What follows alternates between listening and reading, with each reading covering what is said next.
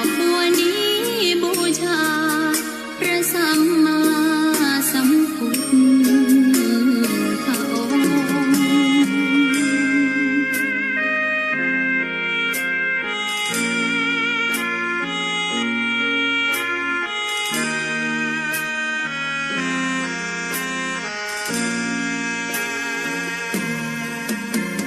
ใครไม่มองว่าบัวงามเด่นแต่บัวก็เป็นดอกบัวทุกวันอย่างนี้ไม่อยากเด่นดังแต่มุ่งหวังในทางเด่นดีเกิดมาเพื่อสร้างบารมีถวายชีพนี้บูชาดอกบัวดอกน้อยเฝ้าคอยคนที่ใจบุญมาโอบเอื้อเกื้อกูลรู้ค่าของบุญเก็บบัวขึ้นมาเพื่อสร้างความดีและสร้างบารมีดังว่าใช้ดอกบัวนี้บูชาพระสัมมาสัมพุทธองค์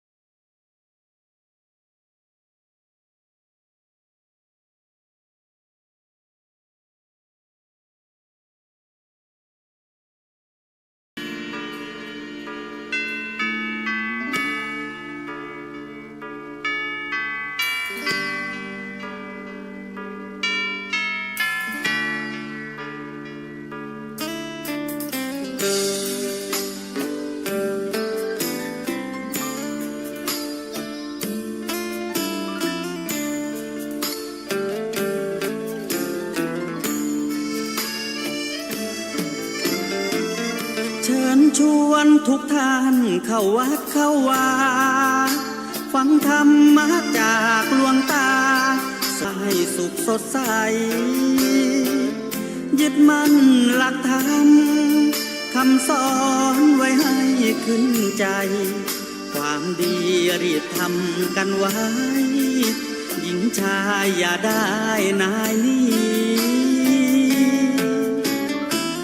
เชิญชวนทุกท่านเข้าวัดเข้าบุญด้วยจิตศรัทธาบุญพาให้เราสุขีจะทำการใดนำใช้ในสิ่งดี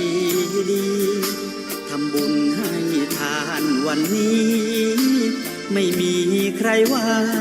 ใครชังสมัยก่อนประทับใจปู่ย่าตายายวันพระไม่เคยเบื่อหน่ายจำได้ไม่ลืมสักครั้งเหตุใดวันนี้มีคนเข้าวัดน้อยจังอยากให้เหมือนก่อนอีกครั้งฝากความหวังกับคนรุ่นใหม่เชิญชวนทุกท่านเข้าวัดเข้าวารับศีลรับพรหลวงตาเสริมคุณค่าให้กับจิตใจกระทำความดีเรื่องนี้ไม่ต้องอายใครว่างจากการงานเมื่อใดเชิญชวนท่านไปทำบุญ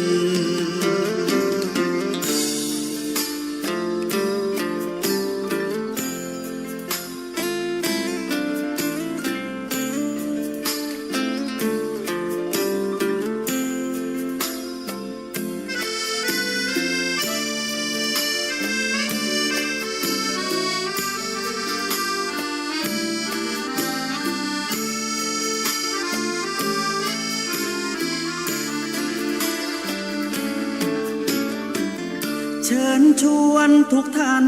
เข้าวัดเข้าวารับศีลรับพรหลวงตาเสริมคุณค่าให้กับจิตใจกระทำความดีเรื่องนี้ไม่ต้องอายใครว่างจากการงานเมื่อใดเชิญชวนท่านไปทำบุญกระทำความดีเรื่องนี้ไม่ต้องอายใครฝากเพลงเชิญชวนหญิงชายอย่าอายเรื่องการทำบุญ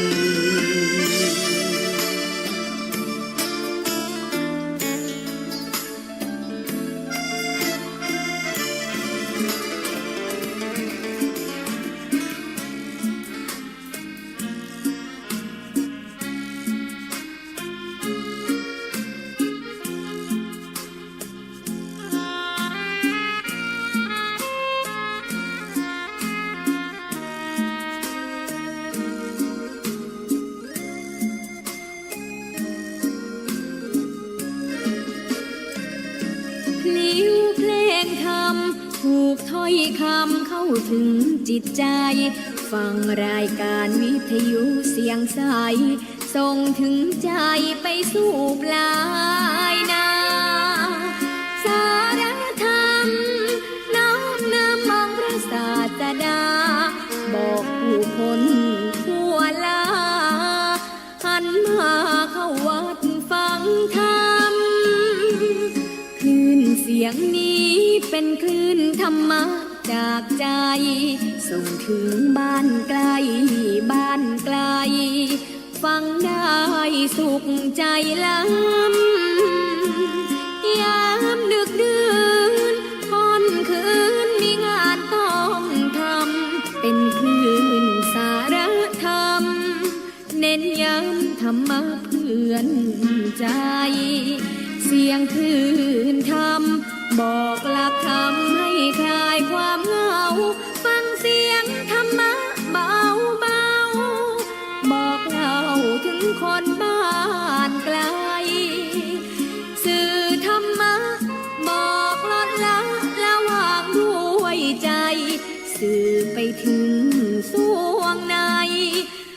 ใจหลักธรรมหลักดี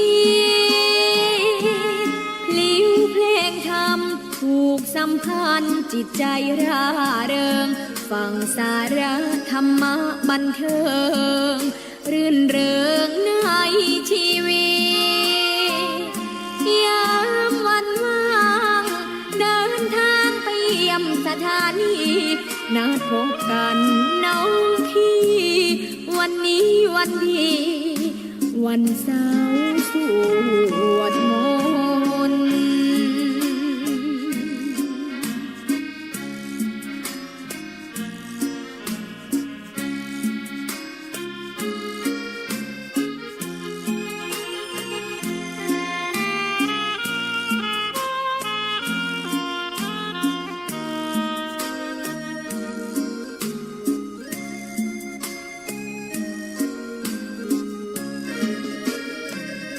เสียงคลื่นธรรมบอกหลักธรรมให้คลายความเหงาฟังเสียงธรรมะเบาเบาบอกเล่าถึงคนบ้านไกลสื่อธรรมะบอกลดละวางด้วยใจสื่อไปถึงสวงในเข้าใจหลักธรรมหลักดีเพลงธรรมผูกสัมพันธ์จิตใจร่าเริงฟังสาระธรรมะบันเทิงรื่นเริงในชีวิตยามวันว่างเดินทางไปเยี่ยมสถานีนัดพบกันน้องพี่วันนี้วันดีวันเสาร์สวดมนต์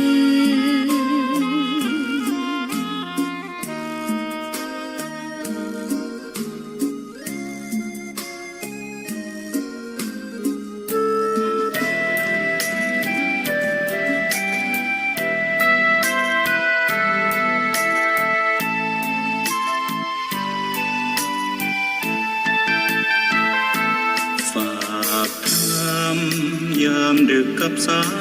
ยลมเพื่อความสุขสมทวนทั่วทุกหัวใจถึงคนทั้งโลกซึ่งอยู่แด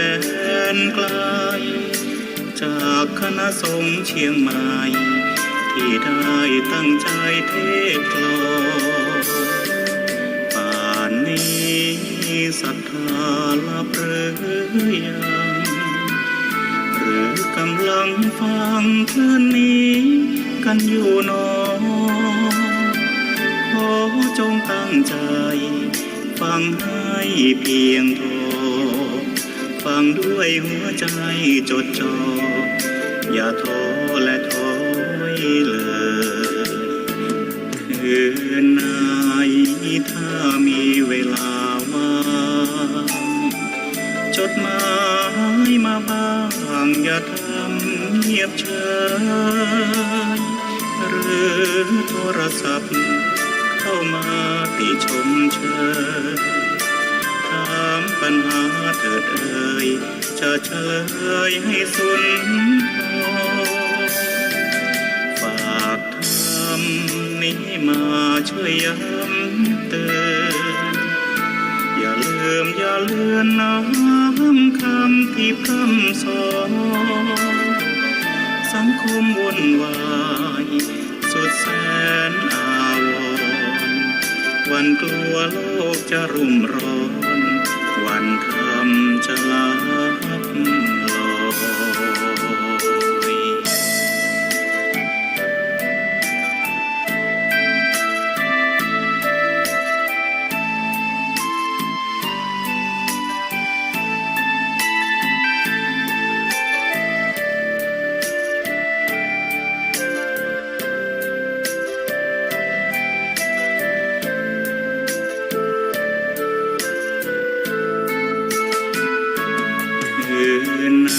ยถ้ามีเวลาว่า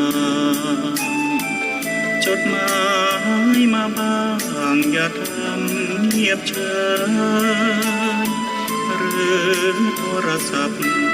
เข้า เข้ามาติชมเชยถามปัญหาเถิดเอ่ยจะเฉลยให้สุนทรฝากธรรมนี้มาช่วยย้ำเตือนอย่าลืมอย่าเลือนน้ำคำที่พร่ำสอน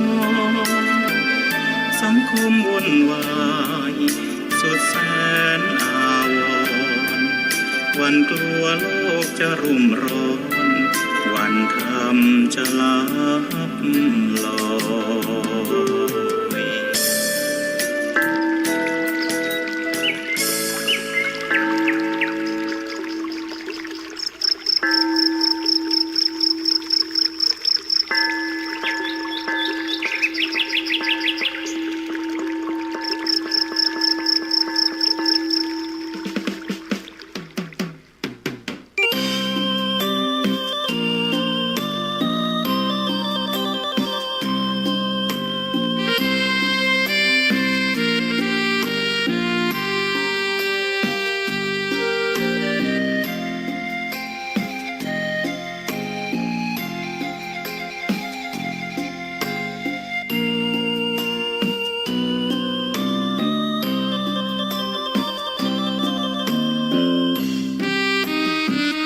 สัพพะ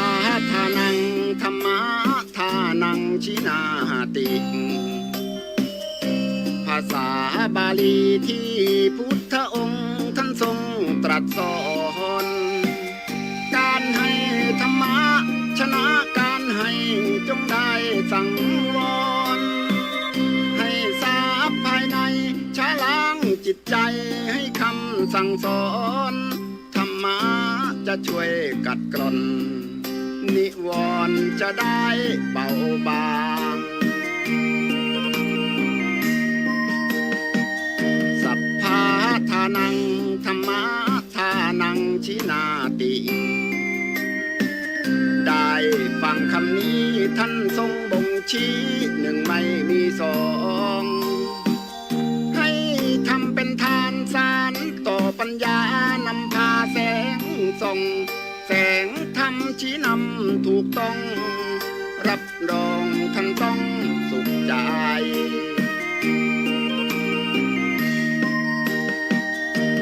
โลภโกรธหลงปลงเสียบ้างมาสร้างกุศลอย่าหลงวังวนคิดสร้างกุศลผลบุญยิ่งใหญ่ร่ำรวยล้นฟ้าจำไว้เถิดว่าไม่ช้าต้องตายศีลธรรม ไอ้ ชี้นำ คนดีเป็นมิตร ใจ เนี่ยมันเป็น ยามตา ดี ย ที่ จะได้หลับตา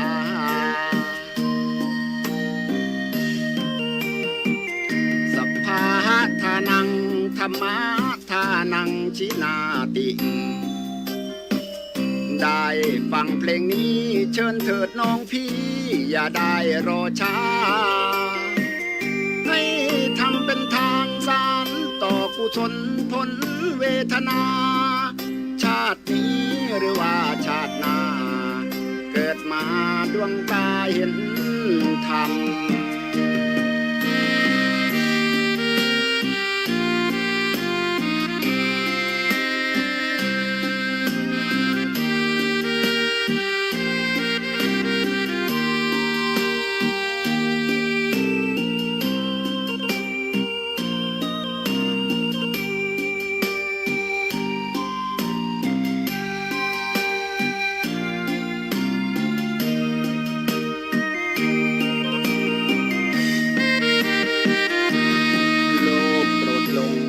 ลงเสียบ้างมาสร้างกุศลอย่าหลงวังวนคิดสร้างกุศลผลบุญยิ่งใหญ่ร่ำรวยล้นฟ้าจำไว้เถิดว่าไม่ช้าต้องตายศีลธรรมชี้นำสุขใจยามตายจะได้หลับตา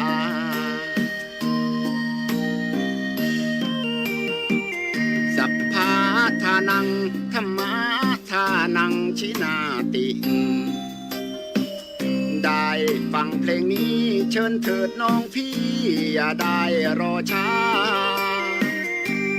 ทำเป็นทานสารต่อกุศลผลเวทนา ชาตินี้หรือว่าชาติหน้า เกิดมาดวงตาเห็นธรรม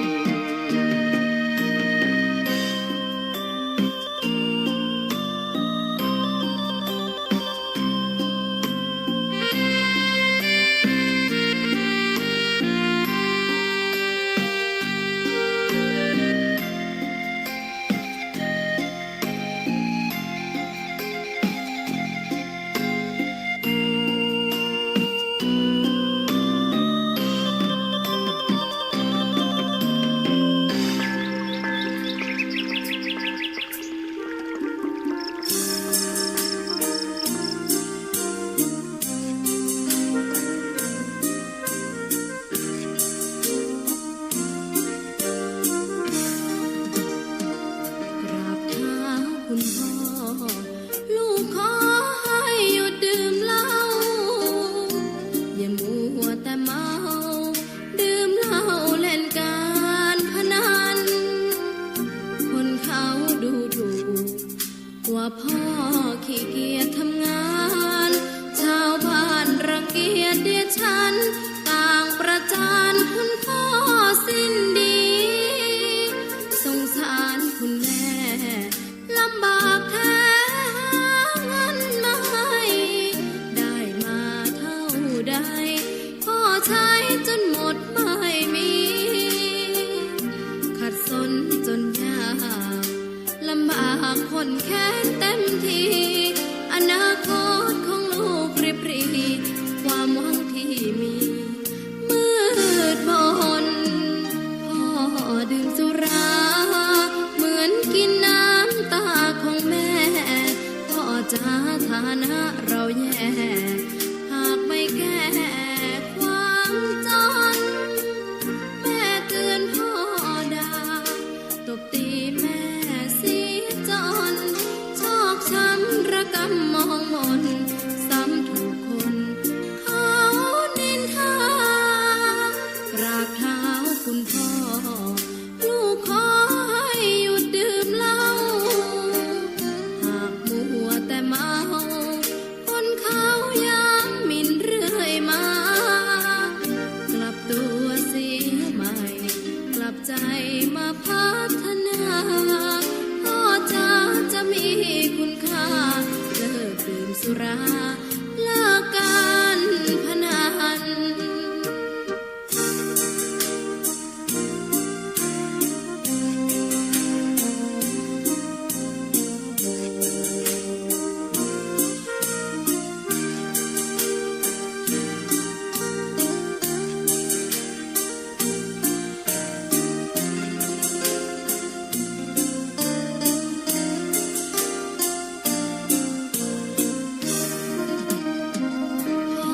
พ่อดื่มสุรา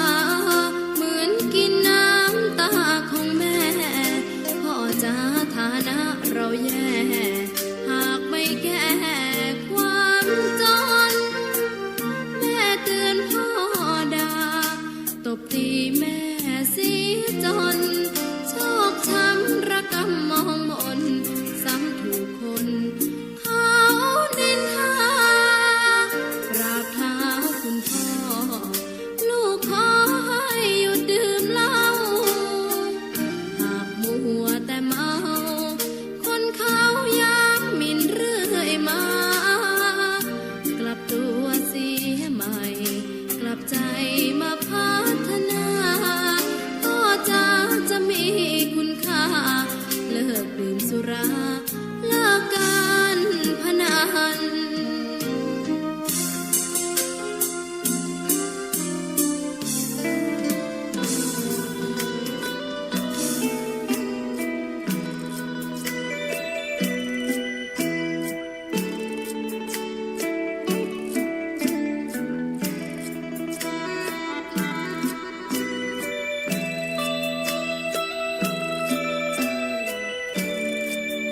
เ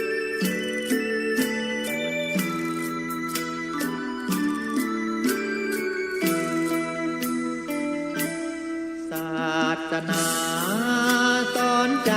ใครๆจะทานเหมือนเป็นเช่นธนาคารเปิดบริการทุกท่านทั่วหน้าโปรดเธอตั้งใจฝากบุญไว้เป็นทุนหนุนทานสร้างบุญสิคุณทั่วหน้าไม่ช้าผลบุญจะตอบแทนมันสะสมเนื้อบุญเป็นทุนเข้าไว้ทางสร้างทรัพย์ภายในสถิตกลางใจให้บุญแนบแน่นปลูกจิตศรัทธายึดศาสนาไว้เป็นหลักแกนจันลงไว้ให้เป็นแก่นแกนใจของไทยทุกคนเกิดแก่เจ็บตายพระว่าไม่เที่ยงสังขารจะเลี่ยงหลีกไม่พ้นมาเถิดนะท่านสาธุชนกำไรของการเริ่มต้นส่งผลเราเมื่อปลายทางสว่างสวัยแสงธรรมนำใจให้นี้เห็นความสุขนั้นทันทีจากความดีที่เราเข้าสร้างโปรดเถิดรวมทำช่วยกันทำวัดว่าอย่าวา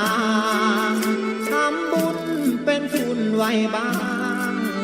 หนทางสร้างความสุข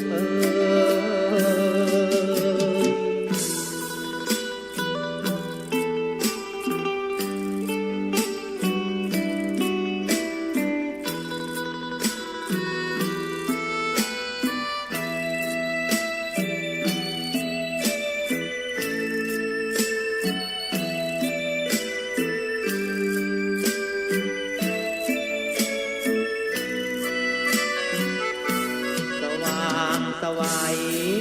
แสงธรรมนำใจให้นี้เห็นความสุขนั้นทันทีจากความดีที่เราเฝ้าสร้างโปรดเถิดร่วมทำช่วยกันทำวัดว่าอย่าวางทำบุญเป็นทุนไว้บ้างหนทางสร้างความสุข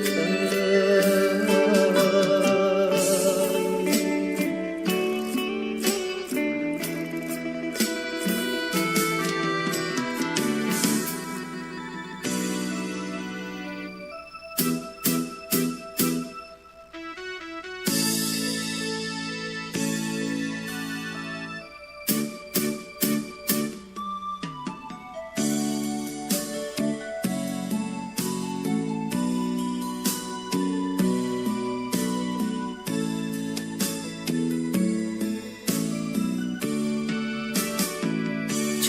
คดีที่สุดได้เกิดในพุทธศาสนาเรามีองค์พระสัมมาเป็นศาสดาแห่งการหลุดพ้นเวียนว่ายตายเกิดภพภูมิกำเนิดเกิดกายวกวนเป็นเดรัจฉานเปรตคนตามจิตกุศลบาปบุญที่ทำไม่กลับมาเกิดเป็นธรรมประเสริฐพระพุทธเจ้าทรงตรัสรู้สอนเราให้เข้าใจในผลของกรรมดีหรือชั่ว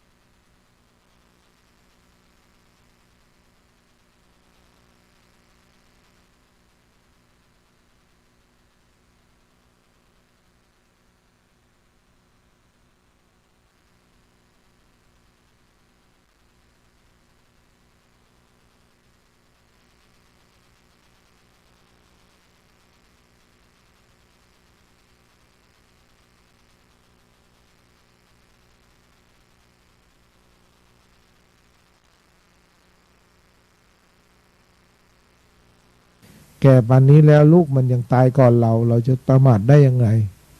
เราบังคับบัญชาอะไรไม่ได้กรรมนี่เรามองไม่เห็นตัวกรรมนี่มันต้องมองด้วยปัญญาละเอียดอ่อนเหลือเกินก็ไม่ควรจะมองประมาทเลย ก็ให้ทำใจให้สบายคือเสียคือได้ทำใจ คือได้อโหสิกรรมคือได้ไม่พยาบาทไม่อาฆาตไม่จองเวรไม่สร้างศัตรูถือว่าเขาเคยทำกันไว้ก็ต้องเป็นอย่างนี้ เรากลับเป็นคนที่มีปัญญาเชื่อกรรมขึ้นมาก็สบายใจ มีขบุญกุศลนั่นที่จะช่วยได้อันนี้ก็ขอให้สบายใจอย่างนั้นก็ถือว่าเสียเราได้ยิ่งได้มากกว่ายังเหมือนยังกับนางทุมมาวดีเนี่ยทุมมาวดีนี่ผัวตายลูกตายหมดเลยตายในกองถูกฆ่าตายหมดนางก็รู้เลยว่าที่ถูกฆ่าตายเพราะสามีเคยไปฆ่าเขาไว้ลูกเคยไปฆ่าเขาไว้นางก็ฟังธรรมพุทธเจ้าไม่โกรธตั้งกบันนั้นมาก็เข้าวัดประพฤติปฏิบัติชวนภรรยาชวนลูกสะใภ้เข้าวัดเข้าวาหมดก็เลยได้ปฏิบัติธรรมก็ถือว่าเขาหนีไม่พ้นกรรมเขาเก่งมากเก่งจนใครสู้ไม่ได้เก่งจนไม่มีใครสู้ได้พระเจ้าแผ่นดินเมืองไหน500 คนในสู้เขาไม่ได้เขาธนูอันเดียวเขายิงตายหมดเขาเก่งจนไม่มีใครสู้เขาเลยปทุมมาวดีพันธุมวดีเป็นแม่ทัพเมืองสาวัตถีเก่งจนไม่มีใครสู้ดูสิไม่น่าตายแต่ผลที่สุดตายง่ายๆเลยพระเจ้าแผ่นดินวางแผนเลย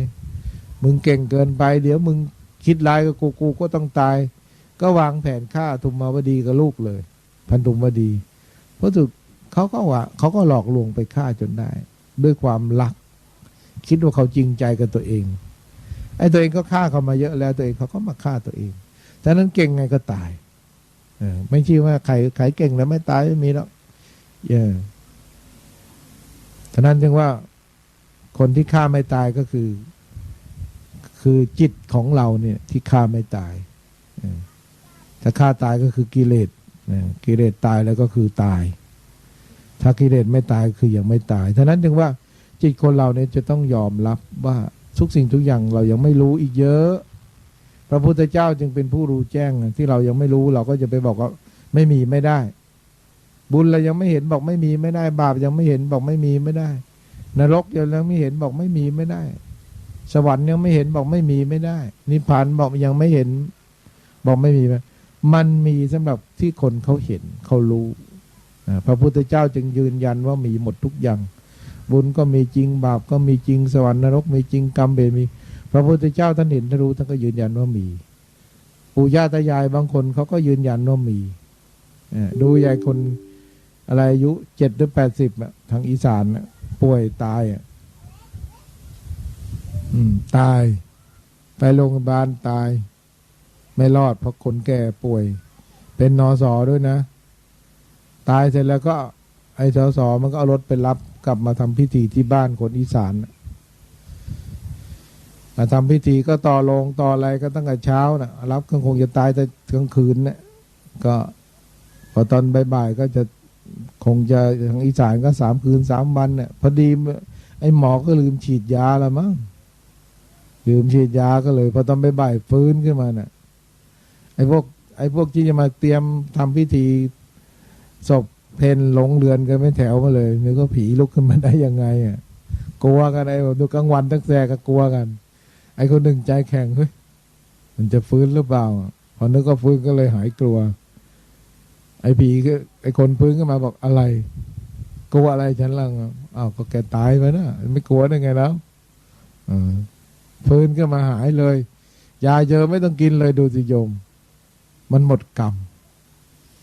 อีตอนไปโรงพยาบาลโอ้ยหมอช่วยไม่รอดเลยโรคสารพัดโรคแต่พอฟื้นมาโรคหายเกลี้ยงเลยดูเนี่ยมันหมดกรรมแกก็ทำบุญเก่งชอบเข้าวัดเข้าวาเหมือนกันมีนานๆจะรอดตายสักคนฟื้นขึ้นมาได้คราวนี้ไม่ต้องกินยาแล้วไม่กลัวแล้วกูไม่ต้องหาหมอแล้วคนนี้ไม่ต้องหาหมอไม่ต้องหายาละตายเป็นตายเพราะขนาดตายยังฟื้นมาได้กูไม่กลัวตายเลยคนนี้ ก็นี่คือคนเรามันมีสิ่งที่เราไม่รู้ไม่เห็นอำนาจกรรมมันลึกลับนั่นก็ขอให้ทำใจสบายเสียทุกอย่างคือได้จะไปเสียใจเสียทุกอย่างอย่าไปเสียใจเสียคือได้ก็แล้วกันคนเราเกิดแก่เจ็บตายหนีไม่พ้นบุญกุศลนะก็สร้างไว้มันก็จะเป็นสมบัติเราหมดต่อไปจะได้ไปเจอคนดีทั้งหมดไปอยู่ที่ไหนก็จะได้สบายมีแต่ญาติดีมิตรดีพี่น้องดีเขาเรียกสปายะสี่ดีนั่นเรียกว่ามีบุญไปเกิดทุกสิ่งทุกอย่างมันก็จะสมหวังก็ขอให้ท่านทั้งหลายที่จะบูญาติทั้งหลายก็คิดว่าพระพุทธเจ้าเท่านั้นที่จะช่วยเราได้พระธรรมคำสอนพระอรหันต์ก็จะทำให้เราเป็นคนมีความสุขความเจริญทั้งกายทั้งใจทั้งชาตินี้และชาติหน้าที่มาวันนี้ก็ขอให้ท่านทั้งหลายจงมีความเจริญทุกสิ่งทุกอย่างที่สมความปรารถนาก็ขอให้ท่านตั้งใจสำเร็จที่ตั้งใจไว้การที่เราสะสมทานบารมีคนบางคนก็มองว่าบุญต้องไปทำตอนรวยบางคนก็คิดว่ารวยแล้วจึงทำบางคนก็คิดว่าว่างแล้วค่อยทำบางคนก็คิดว่าปลดเกษียณแล้วจึงจะทำบุญหรือมีเงินว่างก็คิดว่าบุญต้องเป็นเวลาที่มีโอกาสจึงจะทำ พอคิดอย่างนั้นแล้วก็บุญก็ถดถอยน้อยลงก็เลยไม่ได้เข้าถึงบุญที่แท้จริงบุญจริงๆก็คือการเป็นผู้ให้เป็นผู้ให้นี่หมายถึงว่า เรามีโอกาสเราก็ให้การให้น้ำใจเนี่ยถือว่าเป็นบุญทำให้โลกนี้อยู่กันอย่างสงบสุขเช่นการให้อภัยกันอย่าให้โลกนี้อย่าเบียดเบียนกันขอให้คนเราเนี่ย จะเป็นชาติไหนภาษาไหนศาสนาไหนก็ขออย่าทะเลาะกันอย่าโกงกันอย่าฆ่ากันอย่าเผาบ้านเผาเมืองกันอย่าทำให้กันเดือดร้อน ถ้าคิดว่าเป็นผู้ให้เนี่ยบุญก็เกิดขึ้นแก่ใจคนนั้นพระพุทธเจ้าท่านสร้างบารมีจนสำเร็จพระพุทธเจ้าไม่ใช่เกิดขึ้นมาก็เป็นพุทธเจ้าได้เลยต้องอธิษฐานเสร็จแล้วจะต้องตั้งสัจจะ ว่าเกิดชาติใดแสนใดก็ขอให้ตั้งอยู่ในศีล 5 ศีล 8ขอให้ตั้งอยู่ในการให้ทานรักษาศีลเจริญภาวนาก็แล้วก็ขอให้ข้าพเจ้านี่ ถึงซึ่งมนุษย์สมบัติสวรรค์สมบัติขอให้ถึงนิพพานขอให้ถึงนิพพานในที่สุดขอให้ได้เป็นพุทธเจ้าขอให้ได้เป็นพุทธเจ้าและขอให้ได้ตรัสรู้เป็นพุทธเจ้าพระองค์ใดพระองค์หนึ่งเพื่อจะได้รู้สัตว์ขนสัตว์ให้รู้ธรรมเห็นธรรมไปพระนิพพานพระพุทธเจ้าปรารถนาแล้วก็สร้างบารมีเป็นผู้ให้ ให้หมดไม่มีใครในโลกนี้ที่จะให้เกินพระพุทธเจ้าไม่มีเสียสละทุกอย่างในชาติสุดท้ายเนี่ยเป็นพระเวสสันดรเนี่ยเราจะอ่านประวัติแล้วก็ว่าให้หมดเพื่อต้องการให้ชำระจิตใจตัวเองเนี่ยให้บริสุทธิ์ว่าเราจะไม่ติดค้างด้วยกันเป็นผู้ไม่ให้พอบารมีอันนี้ก็ให้จนถึงอายุ100 กว่าปี116 ปีจึงได้สวรรคตตายไปก็ไปอยู่ชั้นดุสิตแล้วก็รอศาสนาว่างก็มาเกิดเป็นเจ้าชายสิทธัตถะแล้วก็มาตรัสรู้เป็นพุทธเจ้า พอเป็นพุทธเจ้าแล้วไม่ต้องให้ทาน ตอนที่เกิดเป็นพระเวสสันดรเนี่ยเกิดมาในกลางตลาดพูดเลยขอเงินเป็นเด็กที่มีบารมีเกิดมาก็พูดขอเงินทำบุญเป็นกหาปณะแต่พอมาเกิดเป็นพระพุทธเจ้าเจ้าชายสิทธัตถะนี้ประกาศตัวว่า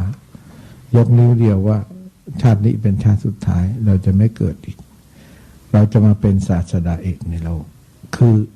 ให้คนละอย่างตอนที่เป็นพระเวสสันดรนั้นเกิดมานั้นให้ทานจะเป็นผู้ให้แก่คนยากจนเข็นใจให้มีความสุขแต่พอมาเป็นพระพุทธเจ้ามาเป็นเจ้าชายสิทธัตถะเป็นผู้ให้ธรรมที่ปราศจากเบียดเบียนกันธรรมะพุทธเจ้านี่ไม่มีสงครามไม่มีศัตรูจะว่ามีพรหมวิหารสี่มีเมตตากรุณามุทิตาอุเบกขาเมตตาอยากจะช่วยตัวเองให้พ้นทุกข์เมื่อช่วยตัวเองได้ก็อยากจะช่วยคนอื่นกรุณาพยายามจะช่วยคนอื่นให้สำเร็จกรุณาช่วยตัวเองให้สำเร็จแล้วก็ช่วยคนอื่นเมื่อช่วยเสร็จแล้วก็ตัวเองก็ดีใจที่ตัวเองทำดีได้แล้วก็ช่วยคนอื่นก็เลยดีใจอุเบกขาคือว่าเมื่อทำใจได้ไม่โลภโกรธหลงแล้วตัวเองก็วางใจเฉยเมื่อช่วยคนอื่นได้ก็ไม่ดีใจไม่เสียใจฉะนั้นพุทธศาสนาจึงเป็นเครื่องรับรองว่าธรรมที่พระพุทธเจ้าเนี่ยคนพบเนี่ยเป็นสัจธรรมพวกฝรั่งมาเมืองไทยมานั่งสมาธิถามว่าทำไมจึงชอบเรื่องสมาธิทำไมจึงมาบวชเขาบอกพระพุทธเจ้าเป็นของจริงธรรมะพุทธเจ้าเป็นของจริงพิสูจน์ได้ฝรั่งทุกคนอยากพิสูจน์ได้ถ้าอะไรที่บอกว่าคนโน้นมาให้เราคนนี้มาให้เราเลยพิสูจน์ไม่ได้ฝรั่งไม่เชื่อฝรั่งต้องการของพิสูจน์ได้แต่นี่ฝรั่งเมื่อจะพิสูจน์ก็ไม่ใช่อ่านตำราอย่างเดียวฝรั่งต้องมาบวชมาปฏิบัติมานั่งสมาธิเดินจงกรมก็เห็นธรรมะเกิดความสงบเข้าถึงศีลสมาธิเกิดความรู้ความเข้าใจจิตตัวเองฝรั่งก็เลยเชื่อเลยว่าไม่มีอะไรที่มีอิทธิพลสุขและทุกข์เท่ากับจิตจะดีจะชั่วเท่ากับจิตไม่มีอะไรที่จะเปิดกว้างเท่ากับจิตไม่มีอะไรจะแคบปิดแคบยิ่งกว่าจิตไม่มีอะไรจะเบาเท่ากับจิตไม่มีอะไรจะหนักเท่ากับจิตไม่มีอะไรจะร้อนเท่ากับจิตไม่มีอะไรจะเย็นเท่ากับจิตไม่มีอะไรที่จะดีใจเสียใจเท่ากับจิตเท่านั้นที่จะเป็นผู้มีพลังในความคิดนึกฉะนั้นเมื่อตัวเองได้ฝึกสติสมาธิแล้วก็เห็นจิตก็เกิดความสงบก็เกิดความเข้าใจในพุทธเจ้าจึงพระพุทธเจ้านะพิสูจน์ได้ฉะนั้นเมื่อเชื่อพระพุทธเจ้าเลยก็เลยเป็นอันว่ารับรองหมดเลยว่าธรรมะ 84,000 พระธรรมขันธ์เนี่ยเป็นของจริงบุญก็จริงบาปก็จริงสวรรค์ก็จริงนรกก็จริงนิพพานก็จริงฉะนั้นพวกฝรั่งทั้งหลายที่มาถือพุทธมาบวชมาปฏิบัติเนี่ยทิ้งไม้กางเขนออกจากคอได้เนี่ยก็เพราะว่ามาพิสูจน์ได้ของจริงฉะนั้นพระพุทธเจ้ายังพยากรณ์อีกว่าพุทธศาสนาของพระองค์เนี่ยจะอยู่ไปได้ถึง 5,000 ปี 5,000 ปีนี่จะอยู่ได้แต่จะอยู่สำหรับคนที่เข้าถึงคนที่มีปัญญาฉะนั้นพุทธศาสนาเป็นศาสนาที่มีปัญญาคนที่มีการพิจารณาด้านจิตใจละเอียดอ่อนแล้วจึงจะเกิดความเชื่อถ้าคนไม่มีปัญญาก็ทิ้งศาสนาไปโดยทันทีบางคนเกิดมาทิ้งศาสนาเลยบางคนที่เรียนสูงก็ทิ้งศาสนาเลยทิ้งเลยว่าตัวเองเรียนสูงแล้วไม่ต้องมาสนใจเรื่องบุญบาปสวรรค์นรกคิดว่าตัวเองมีเงินมีทองมีลาภมียศแล้วก็ตัดทิ้งเรื่องศาสนาเลยก็มีเยอะพวกนี้ก็น่าสงสารพอตายแล้วก็ไปไหนไม่ได้ก็ต้องไปฝังที่วัดเผาที่วัดทำพิธีกรรมอะไรก็ไปยกย่องกันที่หน้าเมรุหน้าศพนะว่าคนนี้ดีอย่างนั้นดีอย่างนี้แต่ว่าตอนเป็นไม่เคยทำบุญตอนเป็นไม่เคยเข้าวัดตอนเป็นไม่เคยระลึกถึงพระพุทธเจ้าไม่เคยยกย่องศาสนาย ยกย่องกับตัวเองว่าตัวเองดีอย่างนั้นอย่างนี้แต่พอตายแล้วก็คิดว่าคนดีตัวเองก็คิดว่าตัวเองดี ทั้งนั้นพุทธศาสนาเนี่ยเป็นของทำให้ตัวเองพระพุทธเจ้าเนี่ยทำให้ตัวเองก่อน ทั้งนั้นจึงได้กล่าวว่าพุทธศาสนาจะอยู่ได้ถึง 5,000 ปีเพราะจะอยู่ที่ไหนก็แสดงแต่ละพุทธศาสนานี่จะเป็นศาสนาสากลแสดงว่าเมื่อก่อนเนี่ยเมื่อ200 ปีเมื่อ1,000 ปีแรกเนี่ยศาสนาอยู่ในอินเดียเต็มศาสนาอยู่ในอินเดีย1,000 กว่าปีนี้อยู่อินเดียสมบูรณ์หมดพอ1,700-800 ปีก็ถูกศาสนาอื่นทำลายก็มารุ่งเรืองในทางบ้านเราแล้วทีนี้อีกต่อไปเนี่ยศาสนาบ้านเราก็จะหมดต่อไปก็จะไปรุ่งเรืองทางพวกฝรั่งทางยุโรปเขาก็จะเอาไปสร้างวัดสร้างวาไปบวชไปเรียนไปปฏิบัติมันเป็นเรื่องที่ว่าเมื่อก่อนเนี่ยมันเจริญแต่ต่อไปมันก็ไม่คนเราก็ชินชาเพราะฉะนั้นอย่างการคริสต์เนี่ยที่ยุโรปเนี่ยอาตมาไปอยู่ที่นั่นน่ะขายโบสถ์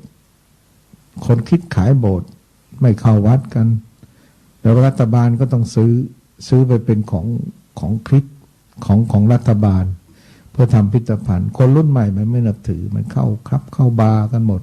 ไปกินเหล้าทุกคนจะติดสุราการเล่นตอนเย็นเนี่ยนักเรียนทุกคนครูจะชวนนักเรียนว่าจะไปไหนไปดูหนังหรือจะไปดิสโก้จะชวนครูจะชวนเด็กนักเรียนคนนักเรียนก็บอกบางคนไปดูหนังบางคนไปดิสโก้ไม่มีใครชวนไปวัดไปวาเลยฉะนั้นพุทธศาสนาของเขาเนี่ยหมดเกือบหมดพูดกันแล้วเขาเหลือน้อยลงถ้าพูดกันแล้วคริสต์เนี่ยเมืองไทยดีกว่ายุโรปยุโรปสู้ไม่ได้ต้นตำรับสู้ไม่ได้แต่พุทธศาสนาของเราเนี่ยต่อไปก็แบบเดียวกันต่อไปยุโรปจะดีกว่าบ้านเราเพราะเขาจะเอาจริงเอาจังในการปฏิบัติเขาจะเอาธรรมะไปใช้แต่ตอนนี้ของเรายังดีอยู่แต่เด็กรุ่นใหม่ก็เหมือนเด็กรุ่นใหม่ของเขาไม่รู้จักการเข้าวัดไปเที่ยวคลับเที่ยวบาร์ไปดิสโก้ที่ว่าเห็นว่าปัญหาสังคมทุกวันนี้คนก้าวร้าวมากก็จะเป็นอย่างนั้นต่อไปเมื่อเป็นสังคมของเราเป็นอย่างนี้ก็จะทิ้งศาสนาเราพวกเขาก็ทิ้งศาสนาเขามาเอาของเราไปเพราะว่าทำบุญแล้วได้บุญทำบาปแล้วได้บาปแล้วของพิสูจน์ได้เขาก็จะเอาดังนั้นจึงว่าพุทธศาสนาเนี่ยไม่ต้องห่วงว่าจะหมดมันหมดไปจากใจคนไม่ได้หมดไปจากโลกนี้ยังอยู่อีกต้อง 2,000 กว่าปีฉะนั้นคนที่จะอยู่กับพุทธศาสนาจะอยู่เนี่ยอยู่ในจิตใจคนที่ได้ศึกษาและปฏิบัติเลื่อมใสในศาสนาเท่านั้นเองที่จะอยู่คนนั้นเพราะศาสนาของพุทธเจ้าเนี่ยเป็นศาสนาเปิดประตูใจให้รู้บุญรู้บาปสวรรค์นรกนิพพานเมื่อเปิดประตูใจจากมืดไปสู่สว่างแล้วก็บุคคลนั้นก็จะไต่บันไดอันนี้คือไปสู่มนุษย์สมบัติตายแล้วก็ไปเป็นมนุษย์สมบัติสวรรค์สมบัตินิพพานสมบัติพุทธศาสนาเป็นทางเดินของวิญญาณเป็นทางเดินของชีวิตโดยตรงไม่ใช่เป็นเรื่องเหลวไหลไร้สาระฉะนั้นจึงว่าแต่คนเราทำไมคนไทยเป็นพุทธศาสนามานานทำไมจึงไม่เข้าใจเพราะไม่ได้ลงมือค้นคว้าพิสูจน์ทางจิตวิญญาณตัวเองไม่ได้ไปค้นคว้าจิตวิญญาณตัวเองก็เลยสงสัยก็เลยไม่แน่ใจก็เลยไม่ได้ประพฤติปฏิบัติตามอย่างนั้นก็เลยกลายเป็นคนที่ไม่มั่นคงฉะนั้นจึงว่า คนเราบางทีไปถึงตอนโน้นไปตอนเจ็บจะตายอะไรเงี้ยหรือคิดถึงพระอะไรเงี้ยมันก็ฉายไปแก่แล้วสวดมนต์ภาวนาหลงลืมไม่ได้อย่างเงี้ยหรือเจ็บเป็นอาการหนักใกล้ตายจะไปคิดพุทธศาสนาตรงนั้นมันก็ไม่หมดไม่มีปัญญาแล้วแต่ที่จริงคนฉลาดในพุทธเจ้าท่านบอกอาการิโกพุทธศาสนาอยู่ในหัวใจของคนที่มีสติเราลึกชอบอยู่เสมอสัมมาสติสัมมาสมาธิคนเราศึกษาแล้วประพฤติปฏิบัติเนี่ยไม่ต้องเลือกว่าเราจะต้องปลดเกษียณเราจะต้องแก่เราจะต้องเจ็บเราต้องมีเวลาว่าง ทำบุญนี่ไม่ต้องทำด้วยเงินทองทำด้วยจิตใจว่าเรามีโอกาสเราก็ศึกษาไปศึกษาทางใจบ้างศึกษาทางตำรับตำราบ้าง มันก็จะต้องเรียนรู้สิ่งเหล่านี้ที่จริงเวลาอื่นเนี่ยมันมีเยอะแยะแต่เราไม่ได้เข้ามาถึงตรงนี้เราก็เลยไม่ค่อยรู้เรื่องอย่างนี้ท่านั้นพวกฝรั่งเนี่ยเขาทำไงเขาใช้หนังสือที่เป็นสื่อขึ้นรถขึ้นลาเขาก็อ่านหนังสือพระไตรปิฎกอ่านหนังสือธรรมะใครเขียนเขาไปค้นคว้าซื้อมาแพงๆมาอ่านหมดเขาอยู่เมืองเขาแต่เขารู้เรื่องของเราอ่ะเขารู้เรื่องพุทธศาสนาเราต้นเดือนที่แล้วเนี่ยพี่อาตมาทำเว็บไซต์เรื่องของ vimok.com เนี่ยคือก็เอาหนังสือธรรมะเนี่ยเอามาเขียนช่วยกันบางคนมีรู้ภาษาอังกฤษบ้างภาษาจีนมันก็เอาไปใส่ผู้ฝรั่งมาพออ่านเสร็จแล้วมาเข้าคอร์สสมาธิเนี่ยคราวที่แล้ว13 คนบินโดยตรงมานั่งเลยมาเข้าที่เขาใหญ่มา13 คนเมื่อเดือนก่อนโน้นมา13 คนมีฝรั่งดำมา3 คนผู้หญิง2 คนดำผู้ชายคนเขาก็กินเจเขาไม่กล้ากินอะไรคนดำนะมาวันแรกนี่ผมฟูมาเลยพออยู่ได้อีกวันมาเข้าคอร์สแล้วโกนหัวเลยตัวฝรั่งดำสนใจเรื่องสมาธิแล้วบางคนก็นั่งเกิดสมาธิก็ถือว่าเขาก็ได้ผลทุกคน13 คนนี่บินโดยตรงลงทุนมาแล้วก็มาปฏิบัติ7 วันแล้วก็กลับเราเอาธรรมะไปใส่ในอินเทอร์เน็ตให้เขาอ่านดูซิว่าฝรั่งจะอ่านสักกี่คนแต่คนไทยเนี่ยอ่านน้อยมากเลยคนไทยเนี่ยไม่รู้เปิดเว็บไซต์อะไรอ่านอะไรก็ไม่รู้แต่มีเด็กผู้หญิงคนที่อ่านเว็บไซต์มาวันนั้นมาบวชบอกหนูอ่านเว็บไซต์ของหลวงพ่อเนี่ยมาบวช7 วันบอกนี่เห็นคนไทยคนเดียวที่ตามเว็บไซต์มาแต่ฝรั่งมาจากเมืองนอกอ่านเว็บไซต์เราได้อ่านเรื่องปฏิจจสมุปบาทได้อ่านเรื่องอริยมรรคองค์ 8ได้เขาอ่านแล้วเขาเข้าใจว่ามีการปฏิบัติสติปัฏฐาน4มีวิธีเดินจงกรมยังไงนั่งสมาธิยังไงแต่เราก็เขียนคร่าวๆให้รู้ว่าวิธีเดินวิธียืนวิธีเขามีภาพจำลองไว้แต่เขาก็ไม่แน่ใจเขาก็มาปฏิบัติก็ยังรู้ว่านี่แหละพุทธศาสนาของเราถ้าจะรู้เรื่องมันก็ต้องรู้เรื่องการปฏิบัติอันนี้เรายกตัวอย่างให้ฟังว่าเขามาแล้วเขามาเอาพุทธศาสนาไปแล้วนี่แม่ชีคนหนึ่งมาอยู่10 ปีทิ้งลูกทิ้งผัวมาอยู่คนออสเตรียแล้วมาปฏิบัติอยู่ที่หลวงพ่อสังวาลตอนนี้ก็ไปอยู่เขาใหญ่พอมาปฏิบัติแล้วก็มีพวกที่มาเข้าคอร์สเข้าอะไรรู้จักติดต่อก็ขอวีซ่าให้พระเรา2 องค์ทั้งพระไทยและพระเนรฝรั่งจะไปทัวร์ยุโรปไม่ใช่ทัวร์ไปเที่ยวนะให้ไปจัดคอร์สสมาธิประเทศและแห่งละ7 วันมาขออนุญาตมาบอกทำได้ก็ดีงั้นเขาวางแผนแล้วว่าจะไปเปิดคอร์สแห่งละ7 วัน เรื่องพุทธศาสนาที่ความเป็นจริงแล้วพวกเรายังไม่ตื่นตัวเรื่องปฏิบัติสมาธิกันเพราะนั้นคนเราทุกวันนี้จึงมีอารมณ์ฟุ้งซ่านมีทางออกผิดกันเยอะไม่มีอะไรที่จะสงบใจได้เอาแต่เรื่องปัญหาครอบครัวเอาแต่เรื่องปัญหาการเมืองแล้วก็มาตัดสินกันด้วยอารมณ์วุ่นวายจึงเกิดขึ้นในสังคมนี้จึงไม่สงบผู้หญิงอย่างนี้ทำไมผู้หญิงอย่างนี้ก็ไม่เหมือนสมัยก่อนผู้ชายนี้ก็ไม่เหมือนสมัยก่อนอารมณ์ร้อนกว่าสมัยก่อนเยอะแต่ถ้าคนไหนถ้าได้สมาธิขึ้นจิตมันก็จะกลับไปสู่ความสงบไอ้ความร้อนมันก็จะน้อยลงไอ้ความร้ายก็จะน้อยลงอยู่นี่เด็กๆสมัยนี้ทีคนไหนเถียงพ่อแม่ดีฉลาดเถียงครูดีฉลาดแต่สมัยก่อนเขาถือว่าเป็นเด็กก้าวร้าวแต่สมัยนี้ยอมรับแต่ฝรั่งก็กลับมาคิดแล้วแหละฝรั่งคิดว่าเด็กของเขาไม่ถูกแล้วเพราะเด็กของเขาเนี่ยพออายุ16 17ก็ทะเลาะกับพ่อแม่ไม่อยู่บ้านแล้วเพราะเขาไม่ได้เลี้ยงโดยศีลธรรมเขาวัตถุเจริญจริงแต่จิตใจของเขาไม่สงบพวกเรานี่บุญของพวกคนไทยเราพระเจ้าเป็นดินทุกพระองค์เนี่ยนับถือพุทธศาสนาอย่างลึกซึ้งเลย ที่เมืองไทยอยู่ได้ก็เพราะพุทธศาสนาลึกซึ้งอยู่ในผู้นำแต่นี้บางคนเราก็ไม่ได้ว่ากันบางคนก็แน่นเหนียวในเรื่องพุทธศาสนาฉะนั้นคนเราเนี่ยประมาทไม่ได้เพราะคนเราเกิดมาต้องตายต้องแก่ต้องเก็บต้องจากโลกนี้ไปต้องทิ้งสมบัติภายนอกไว้ให้คนอื่นแต่เราจะเอาสมบัติตัวเราไปก็มีแต่ใจเท่านั้นเองที่จะเอาไปได้อย่างอื่นก็ไม่ใช่ของเราตามหลักนี้เราก็ต้องเข้าไปหาพุทธเจ้าให้สนิทใจถ้าเราไม่เข้าถึงพุทธเจ้าเราก็เอาสิ่งเหล่านี้ไปไม่ได้มันก็ทิ้งไม่ได้อะไรไปเลยฉะนั้นจึงว่าบุญเลยที่ญาติโยม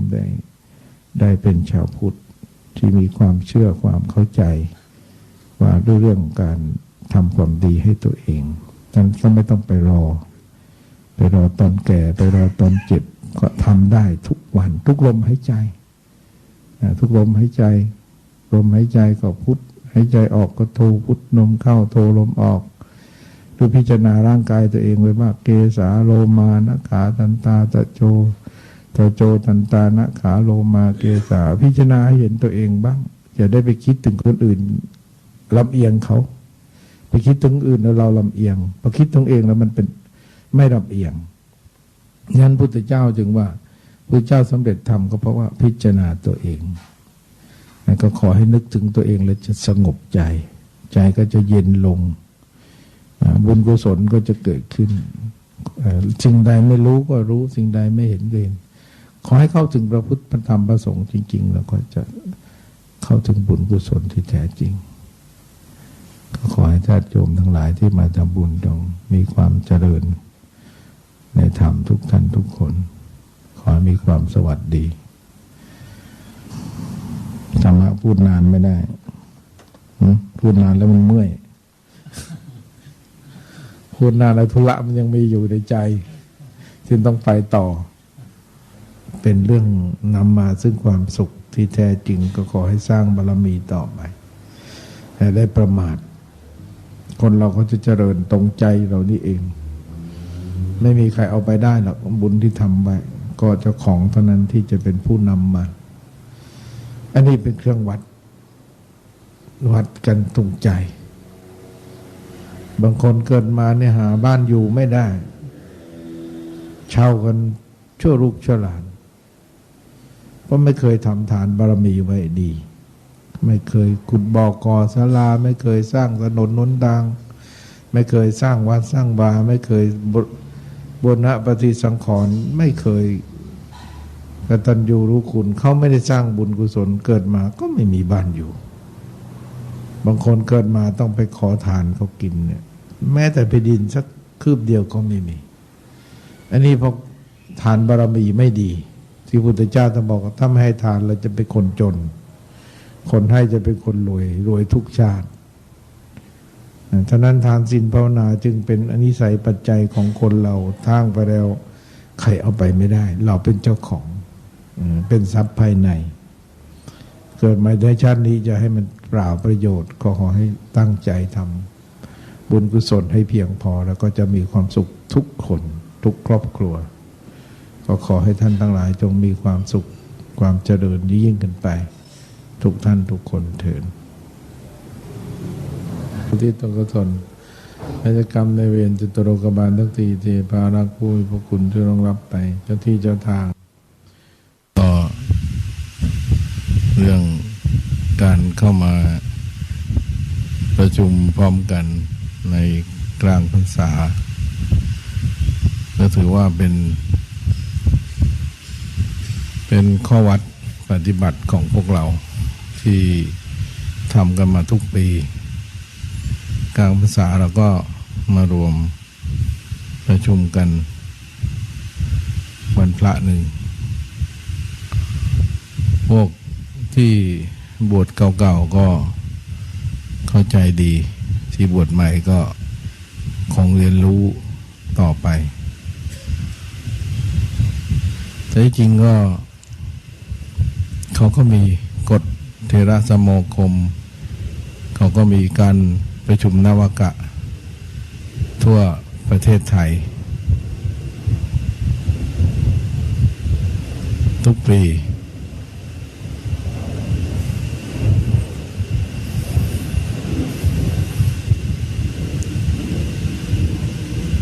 แต่เรานี่เราก็จัดประชุมเรากลางพรรษาเพื่อพระใหม่พระเก่าได้มาพบกันสังสรรค์พบกันทุกสาขาเพื่อแลกเปลี่ยนความรู้สึกดีต่อกันทั้งเจ้าวาดทุกสาขาก็มีข้อมูลมาแลกเปลี่ยนการบริหารปกครองหรือการประพฤติปฏิบัติเป็นอย่างไร อันนั้นพระภิกษุใหม่ก็ได้มาพบครูบาอาจารย์ได้เรียนรู้ว่าแต่ละสำนักนั้นเป็นอยู่อย่างไรบางครั้งเราก็อาจจะอยู่ที่กันดารบางครั้งก็อยู่ที่สะดวกสบายบางครั้งก็อยู่ป่าเขาบางครั้งก็อยู่สวนอยู่ไร่ก็ชีวิตก็หลากหลายไม่เหมือนกันในการเป็นอยู่สปายะการปฏิบัติก็แต่ละแง่ละมุมก็ต่างกันอย่างบางคนไปอยู่ป่าช้าอย่างเงี้ยก็จะวิเวกมากจะสงบมากหรือจะกลัวมากเนี่ยก็จะเห็นว่าอยู่ป่าช้าเป็นอย่างนี้องค์ที่อยู่ป่าก็จะรู้สึกว่าเงียบมากกันดารมากน่าเกลียดน่ากลัวมากวังเวงวิเวกมากก็ได้อารมณ์อย่างนี้ก็มาแลกเปลี่ยนกันบางองค์ก็อยู่ไม่ใช่ป่าแต่ก็ทำใจเหมือนป่าเพราะมีความเพียรมีความรักในสถานที่มีความสงบเพราะมีครูบาอาจารย์คอยกระตุ้นเตือนวิธีการเดินจงกรมวิธีการทำสมาธิวิธีการปฏิบัติอยู่ตลอดก็ทำให้เกิดความรู้ความเข้าใจในท่าน ธรรมวินัยมากขึ้นกว่าที่เราไม่ได้ไปอยู่ตรงนั้น การแสวงหาที่สงบหรือแสวงหาที่จำพรรษาก็เป็นส่วนหนึ่งที่เราเลือกให้เข้ากับชีวิตของเราก็เป็นธรรมวินัยการประพฤติปฏิบัติธรรมวินัยของพระพุทธเจ้าเราก็มี3อย่างคือปริยัติก็ต้องเรียนรู้ธรรมวินัยควรเปรียบคนเรียนรู้ควรอ่านควรศึกษานักธรรมตรีโทเอกหรือพระไตรปิฎกก็ควรอ่านเพื่อจะได้รู้พุทธประวัติของพุทธเจ้าเป็นอย่างไรพระวินัยเป็นอย่างไรพระพุทธประวัติเป็นอย่างไรจะเอาแต่คำบอกของครูบาอาจารย์อย่างเดียวเราก็จะไม่รู้เพราะว่าคำสอนพระเจ้าอยู่ในพระไตรปิฎกมากมายที่เราจะเรียนรู้ทั้งหมดเราก็ต้องศึกษานี่เรียกว่าปริยัติเมื่อปริยัติรู้แล้วเราก็ปฏิบัติก็คือการศึกษากรรมฐานกับครูบาอาจารย์อุปยายะอย่างที่ท่านสอนว่าเกสาโลมานะขาทันตาตะโจตะโจทันตานะขาโลมาเกสาพิจารณาว่าผมของเราถ้าไม่ถูไม่รางไม่ซักก็พิจารณาจนสกปรกพิจารณาผมจนสกปรกพิจารณาเห็นก็เป็นกรรมฐาน เมื่อพิจารณาผมเป็นสกปรกแล้วเป็นกรรมฐานเกิดขึ้นจิตใจแล้วก็สงบวิเวกอยู่ตรงไหนก็สงบเหมือนอยู่ในป่าเหมือนอยู่ในป่าช้าเหมือนอยู่ในที่สงบสงัดหรือก็พิจารณาต่อไปว่าโลมาขนก็มีเหงื่อใครออกทุกเส้นขนเราก็พิจารณาเส้นขนของเรามีเหงื่อใครออกจริงๆเป็นต่อมที่จะคายความไม่สะอาดในร่างกายออกมาจากทุกขุมขนเขาเรียกกลิ่นเหงื่อไข่กลิ่นเหงื่อกินไข่บางคนกลิ่นไม่อาบน้ำก็จะมีกลิ่นแหล่งขึ้นเหมือนสัตว์อื่นก็พิจารณาเห็นว่าขนเป็นของไม่สะอาดเป็นของปฏิกูลเป็นของน่ารังเกียจอันนี้คือพิจารณาเห็นผมขนแล้วก็พิจารณาเล็บเนี่ยถ้าเราไม่ตัดไม่แกะไม่แคะไม่ล้างก็เหมือนสัตว์อื่นก็พิจารณาตัดทันนักขาเล็บพิจารณาจนเห็นเล็บเนี่ยไม่สะอาดสกปรก สันตาฟันก็พิจารณาฟันในปากเราก็มีกลิ่นถ้าไม่ถูไม่ล้างไม่กินข้าวแล้วตื่นแล้วเราไม่บ้วนไม่ล้างก็สกปรกเป็นของไม่สะอาดก็พิจารณาฟันเป็นของปฏิกูลเป็นของไม่สะอาดตามความเป็นจริงแต่จอหนังคนเราเนี่ยหุ้มห่อเนื้อไว้หุ้มห่อโครงกระดูกไว้ถ้าเราพิจารณาเห็นว่าหนังแต่โจหนังก็เป็นของสกปรกไม่สะอาดถ้าเราไม่ถูไม่ล้างที่เราชำระล้างทุกวันนี้ก็ชำระล้างสิ่งที่ไม่สะอาดออกไปนี่เราก็ปฏิบัติพิจารณายืนเดินนั่งนอนให้เห็นว่าเราอยู่ในยาบทสี่ยังมีสติจิตใจจะเลื่อนลอยไปไหนแล้วก็กลับมาตั้งสติภาวนาตั้งตนใหม่รู้ตัวใหม่พุทโธธัมโมและเกสาโรมาไว้เมื่อยืนเดินนั่งนอนเรามีสติแล้วเราก็สัมปชัญญะเกิดขึ้นรู้พร้อมไปตลอดฝึกไปสมาธิเกิดขึ้นเราก็จะมีปิติมีสุขเอตกตาแล้วมีปัญญารู้เท่าทันอารมณ์รู้เท่าทันกิเลสรู้เท่าทันความคิดของเราก็เรียกว่าสมาธิและปัญญานี้ต้องศึกษาเห็นว่าทุกขังอนิจจังอนัตตานี่เกิดขึ้นในมนุษย์โลกนี้เทวโลกพรหมโลกก็ทุกอย่างก็มีด้วยแต่เปลี่ยนแปลงไม่จบไม่สิ้นเลยยึดมั่นถือมั่นว่าอะไรเป็นวันเป็นคืนไปไม่ได้ยึดมั่นว่าตัวเราตัวเขาจริงจังก็ไม่ได้เพราะทุกอย่างก็เปลี่ยนแปลงก็เรียกว่าปฏิบัติปริยัติปฏิบัติปฏิเวทธรรมก็คือจิตเราสงบเป็นก็ฝึกไม่เป็นก็ต้องฝึกให้สงบเพราะความสงบนี่เป็นเรื่องของแก่นศาสนา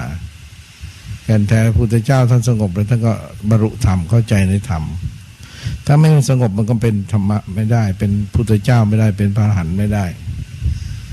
ฉะนั้นจึงปริยัติปฏิบัติปฏิเวทเนี่ยถ้าธรรมทั้งหลายเนี่ยต้องน้อมเข้ามาในตัวเราฝึกให้เรามีให้มีถ้าไม่มีก็ฝึกให้มันมีในชีวิตนี้ต้องมีศีลมีแล้วสมาธิยังไม่มีก็ฝึกให้มีสมาธิมีแล้วก็ต้องฝึกปัญญาได้ทันทีเพราะสมาธิกับปัญญาอยู่คู่กันอันนี้ก็บวชแล้วก็ต้องมี3อย่างมีไตรสิกขา3อย่างก็ต้องเรียนรู้ถ้าไม่เรียนรู้ก็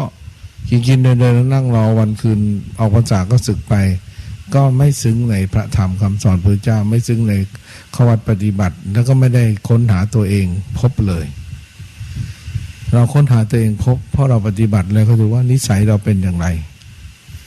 สันดานเราเป็นไงขี้เกียจไหมขยันไหมเป็นคนขี้โกรธไหมเป็นคนใจน้อยไหมเป็นคนมากไหมเป็นคนโลภมากไหมเป็นคนเห็นแก่ตัวไหมก็การปฏิบัตินี้เราก็จะกิเลสก็จะโชว์มาให้เราดูเองก่อนคนอื่นจะเห็นกายวาจาใจเราก็จะรู้จักตัวเองว่านี่เราเป็นคนแสดงเองดูเองเด็กก็แสดงเองกินเดินนั่งนอนแสดงเองเป็นนั้นเป็นดีไม่ดีก็แสดงออกมา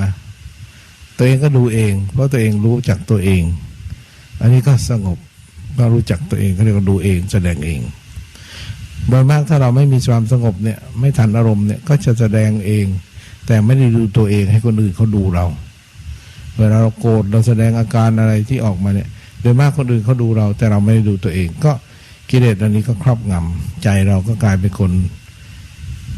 มักโกรธมักโลภมักตนีมักวุ่นวายก็เพราะเราไม่ได้ดูเองหรือคนอื่นแสดงเราดูเองเนี่ยเราก็รู้สึกว่าถ้าเราเป็นอย่างนั้นเราก็ไม่ดีนะพูดจามาเทิงพูดจาไม่เรียบร้อยถ้าเราดูคนอื่นก็ไม่เรียบร้อยนะถ้าเป็นเราก็คงไม่น่าดูเหมือนกันกิริยาวาจาทำอย่างนี้ก็ดูคนอื่นก็มาดูตัวเองก็จะเห็นชัดว่าเราเป็นอย่างไรคนบางคนไม่เคยดูตัวเองแล้วก็ไม่เคยดูแต่คนอื่นแล้วก็ไม่เคยพิจารณาน้อมมาว่าตัวเองก็เหมือนกับคนอื่นเหมือนกันบางครั้งก็น่าเกลียดกว่าแล้วนิมนต์นั่งตามสบายฉะนั้นเมื่อเป็นงี้เราก็ต้องหัดฝึกดูตัวเองให้ออกและเราก็จะดูคนอื่นออกว่าคนอื่นเนี่ยสงบเป็นยังไงไม่สงบเป็นยังไงพูดจางี้หมายถึงอะไร หมายถึงความคิดอะไรที่เขาพูดออกมาอย่างนี้เหมือนอย่างพระองค์หนึ่งอยากกินกล้วยไปธุดงค์จะขอกล้วยเขากินก็ไม่ได้อยากกินกล้วยก็พูดบอกว่าพอโยมมาใส่บาตรธุดงค์ก็มาที่กรดก็พูดบอกโยมหลวงปู่องค์เนี้ยชอบกินกล้วยลูกชาวโยมก็เอากล้วยมาถวายเยอะเลยหลวงปู่ก็อายเขาที่จริงเราไม่ชอบกินกล้วยหรอกองค์ที่พูดเนี่ยชอบกินกล้วยก็เอาเรื่องการกินกล้วยมาอ้างว่าตัวเองชอบกินองค์นั้นก็เสียหน้าไปว่าอยากกินกล้วยแต่ที่จริงองค์ที่พูดเนี่ยอยากกินกล้วยก็เรียกว่าไม่ได้ดูตัวเองไม่ดูตัวเองก็เสียมารยาทไปทั้งตัวเองก็เสียมารยาทไปอุบายขอโดยขอให้องค์นั้นขอก็ขอแบบไม่ตรงไปตรงมาว่าองค์นี้ชอบกินกล้วยแล้วก็องค์นั้นก็ไม่ได้ชอบกินกล้วยพอโยมมาถวายก็โอ้ตัวเองกินเองนี่เรียกคนไม่ได้ดูตัวเองก็ทำนิสัยงี้เรื่อยไปจะเอาอะไรก็มีแสดงออกอย่างนี้อย่างเป็นตัวอย่างเรียกน้อมลาภเข้าหาตัวน้อมลาภเข้าหาตัวดังนั้นปฏิบัติเนี่ยถ้าเราไม่น้อมลาภเข้าหาตัวเป็นคนไม่มักได้อยากได้ลาภเนี่ย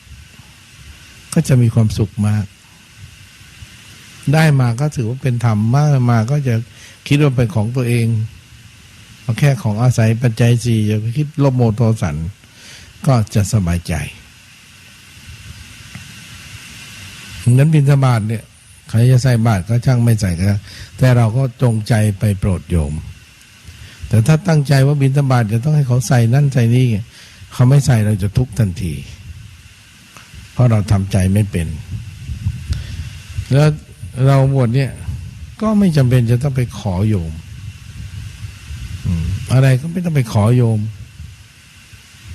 อย่างโทรศัพท์มือถือเนี่ยไปขอโยมทำไมเงี้ยซิมการ์ดโฟนเนี่ยไปขอทำไมเงี้ยเราลองไม่พูดไม่คุยดูสัก3 เดือนมันจะเป็นยังไงจดหมายก็ไม่เขียนโทรศัพท์ก็ไม่คุยเพราะว่าเราไม่มีหน้าที่จะคุยก็อดทนเขาจะมาเยี่ยมเราไม่มาเขาจะเจอใครไปคือถ้าเราฝึกใจเนี่ยมันก็ต้องฝึกประเภทที่ปฏิเสธคือวางเฉยก็จะสงบคนที่ไม่ดิ้นรนอะไรจนวุ่นวายใจเนี่ยก็จะอยู่อย่างเป็นสุขถ้าคนมันสงบแล้วก็จะไม่อยากหาเรื่องใส่ตัวเองอยากจะภาวนาอยากจะอยู่อย่างสงบเวลาบวชใหม่ๆเนี่ยโดยมากพระที่ชอบภาวนาเขาจะไม่อยากได้อะไรเลยที่ชอบภาวนานะจะไม่อยากได้อะไรเลยไม่อยากติดต่อกับใครไม่อยากคุยกับใครไม่อยากสื่อสารกับใครเลยอยากอยู่ตัวเองวิเวกตลอดนี่คือบวชใหม่ก็จะไม่ก็อยากคุกคีกับใครให้วุ่นวายใจเมื่อปฏิบัติแล้วออกพรรษาแล้วก็อยากไปปีกตัววิเวกอยากไปธุดงค์อยากไปกรรมฐานขึ้นเขาลงห้วยใจมันสงบมันก็อยากไปลำบากอยากไปอยู่คือไม่คิดลำบากคิดว่าไปแล้วจะสบายปีนเขาเป็นวันก็มีความสุขนี่คือจิตมันปีกวิเวกปริยัติปฏิบัติปฏิเวทเกิดขึ้นแหละอยากจะเข้าป่าอยากจะอยู่เงียบๆนี่คือพวกชอบภาวนาให้จิตตัวเองรวมสงบเป็นแต่ถ้าคนที่ภาวนาไม่ได้เนี่ยดูปฏิทินทุกวันเลยเมื่อไรมันจะออกพรรษาสักทีเราจะนุ่งกางเกงชุดนั้นวันนั้นเราจะนุ่งใส่เสื้อชุดนี้กูสึกเลยกูจะไปหาคนนั้นกูจะไปหาคนนี้กูจะไปคุยเรื่องนั้นกูจะคุยวางแผนไว้หมดเลยกิเลสมันวางจองไว้เรียบร้อยคงไม่เอากฐินทั้งเราไม่ไหวบอกองค์ก็ไม่เอากฐินออกพรรษาศึกเลยกูนัดกับเพื่อนไปเลย วางแผนแล้วดูสิยังไม่ทันศึกเลยไม่เอากฐินแล้วใจมันร้อนเหลือเกินบวชปุ๊บคิดศึกเลยยังไม่ทันออกพรรษาวางแผนจะศึกเลยจะไปหาเพื่อนจะไปกินเบียร์กินเหล้าไปเปิดตาหูแหละก็คิดได้ใครจะห้ามเราใครจะรู้ใจเราเป็นคนคิดไปหมดแล้วดองบอกไม่เอาไม่คิดมันยังไม่รู้เรื่องอะไรเลยคิดได้ไงคิดแล้วนอนไม่หลับฟุ้งซ่านนี่เรายังบวชอยู่ไม่คิดภาวนาเดินจงกรมไปเอาสงบให้ได้ไม่สงบไม่สึกบางคนว่าไม่ได้เดินธุดงค์ไม่สึกเหมือนเป็นลูกผู้ชายไม่ได้เป็นทหารไม่รู้รสชาติความลำบากบวชแล้วไม่รู้เรื่องธุดงค์ไม่รู้รสชาติต้องเป็นธุดงค์สักหน่อยนึงหรือบวชแล้วต้องเอากฐินเนี่ยกฐินไม่เหมือนไม่สมบูรณ์บวชง่ายบวชยากศึกง่ายก็คิดว่าต้องไม่ใจง่าย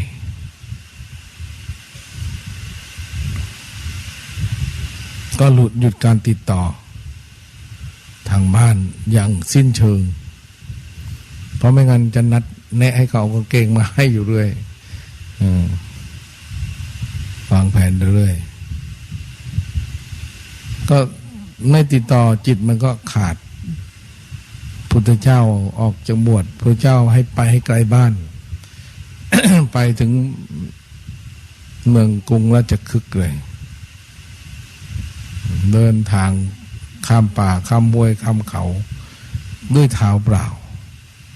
ไม่อยู่ในแว่นแคว้นตัวเองเลย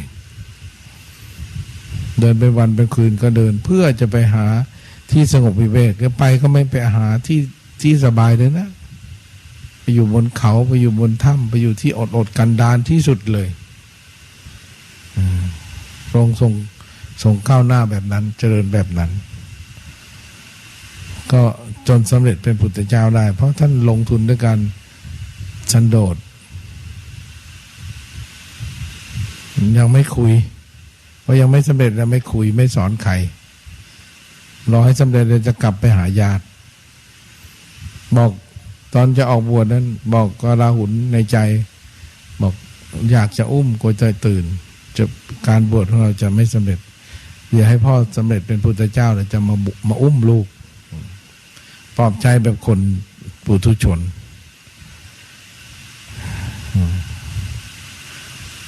พอ8 ปีก็มา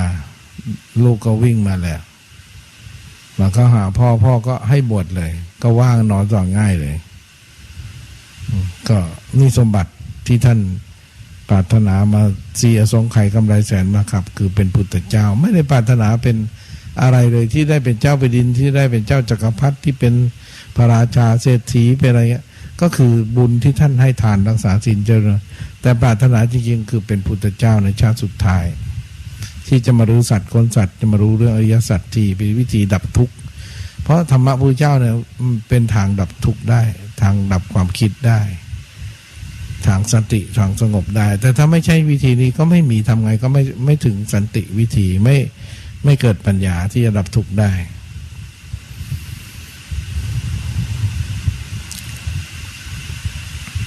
แล้วพระพุทธเจ้าจึงสละจึงไปอยู่ให้ไกลบ้านไกลญาติไกลพี่น้องจะได้ไม่มีใครตามไปคุยเลยก็ไม่มีใครตามไปได้เลยอีตามไปจะว่าขี่ก็คอยดูแลแต่ว่าไม่เป็นอุปสรรคอะไรก็บวชอยู่ใกล้ๆก็ต้องมาเยี่ยมสินะพระพุทธเจ้าบวชอยู่ใกล้ๆกรุงกบิลพัสก็มากันทั้งเมืองเลยพระเจ้าแผ่นดินมาบวชก็มาเช้ามาเดินรถมาให้นี่มาให้จะสงบได้ยังไงแต่พระองค์กลับหนีไปไกลริบเลยจนคนตามไม่ได้เลยนี่คือการออกไปไกลจากหมู่คณะไกลจากคือไกลวิเวกนี่เราคอยจะเข้าบ้านอยู่เรื่อยอย่างนี้มันง่ายโทรศัพท์แป๊บเดียวถึงคุยง่ายมากเลยสมัยก่อนเนี่ยว่าแค่จดหมาย ก็ว่าง่ายสมัยพระพุทธเจ้าต้องมาเจอกัน แต่ทีนี้ไม่งั้นโทรศัพท์อินเทอร์เน็ตไวมากเลยแล้วออกมาเป็นไงสงบไหมไม่เป็นศีลไม่เป็นสมาธิเลยอินเทอร์เน็ตทั้งวันโทรศัพท์ทั้งวันก็ยิ่งฟุ้งซ่านยิ่งไม่ใช่เลยก็ไม่เป็นความคิดที่ถูกต้องการมาประชุมร่วมกันจึงว่ามาแลกเปลี่ยนความคิดกันข้อวัดปฏิบัติเหมือนกันแต่เราไปอยู่ต่างกรรมต่างวาระต่างสถานที่ก็ไม่ใช่ว่าจะอยู่ป่าสงบไม่ใช่อยู่ป่าช้าแล้วจะได้กรรมฐานไม่ใช่จะอยู่เมืองแล้วไม่รู้เรื่องอะไรไม่สงบขึ้นอยู่กับนิสัยปัจจัยของเราเหมือนคนโกรธเนี่ยอยู่ที่ไหนมันก็ขี้โกรธ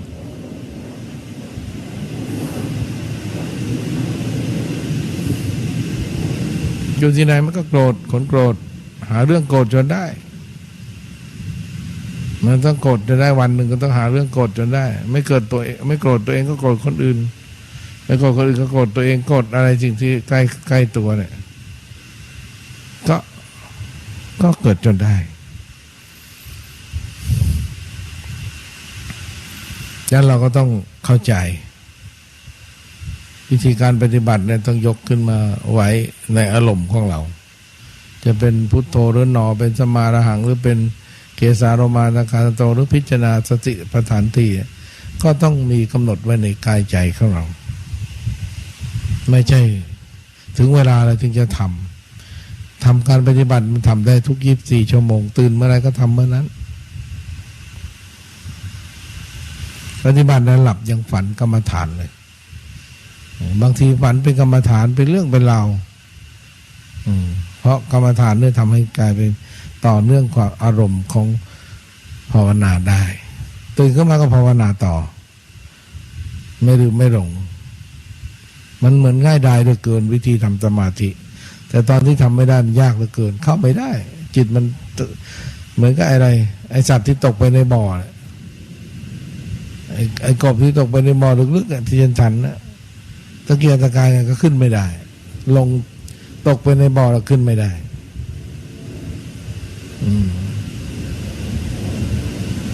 เพราะอะไรเพราะมันไม่ทันความคิดตัวเอง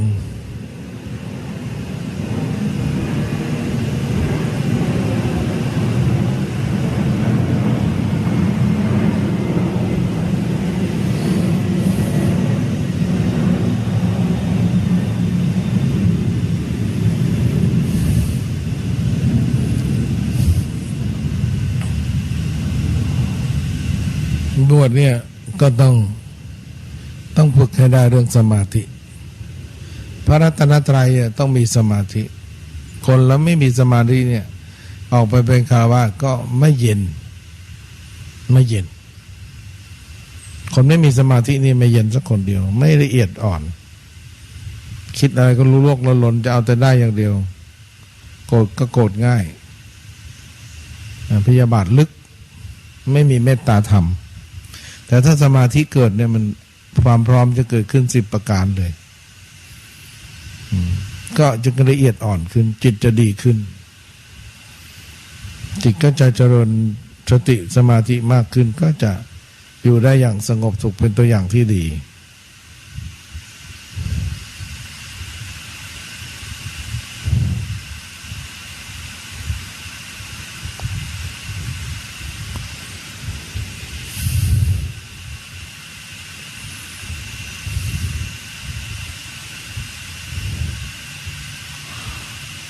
เพราะนั้นเราก็ต้องฝึกให้ได้พอฝึกได้ความเย็นความละเอียดอ่อนของจิตก็จะมาบอกเรานี่จิตพุทธะสงบอย่างนี้ละเอียดอ่อนนี่เบาสบายอย่างนี้เป็นสุขอย่างนี้นติสันติปรมังสุขขังสุขอื่นยิ่งกว่าความสงบไม่มีความสงบเกิดขึ้นกับจิตผู้มีสมาธิที่ฝึกนะไม่ใช่อยู่ทีเดียวเราจะนั่งสงบมันก็ต้องฝึกให้จิตเราต้อนจิตเราคิดอะไรอดีตก็ต้อนกลับมาอยู่กับปัจจุบันลมหายใจ คิดอนาคตก็ต้อนมาให้อยู่กับลมหายใจหรืออยู่กับพุทโธต้อนไปต้อนมาจิตก็จะรวมเป็นหนึ่งเดียวก็จะวางจะปล่อยจะว่างจะลึกเข้าไปในสมาธิก็จะรู้สึกว่าจิตอย่างนี้เนี่ยที่เกิดความสุขแล้วไอ้ความวุ่นวายก็จะไม่มีเพราะวางเฉยแล้วเพราะไม่เอาเรื่องเก่ามาคิดไม่เอาเรื่องใหม่มาคิดเพราะอดีตมันดับไปอนาคตมันดับไปราคะมันดับไปโทสะมันดับไปโมหะมันดับไปมันเบาลงแล้วไม่งั้นเราก็ไม่ซึ้งบ่นแล้วไม่ซึ้งให้อ่านพระไตรปิฎกจบก็ไม่ซึ้งรู้แต่ว่าไม่ซึ้งสมาธิทำแล้วไม่อดทนทำแล้วไม่ข้ามนิวรณ์ก็ไม่ซึ้งไม่ลึกซึ้งไม่ละเอียดอ่อนไม่เย็นเพราะนิวรณ์ยังเป็นตัวสกัดกั้นไม่ให้บรรลุความดีอยู่ยังไม่เข้าถึงพระพุทธพระธรรมพระสงฆ์จริงๆยังซึ้งไม่ได้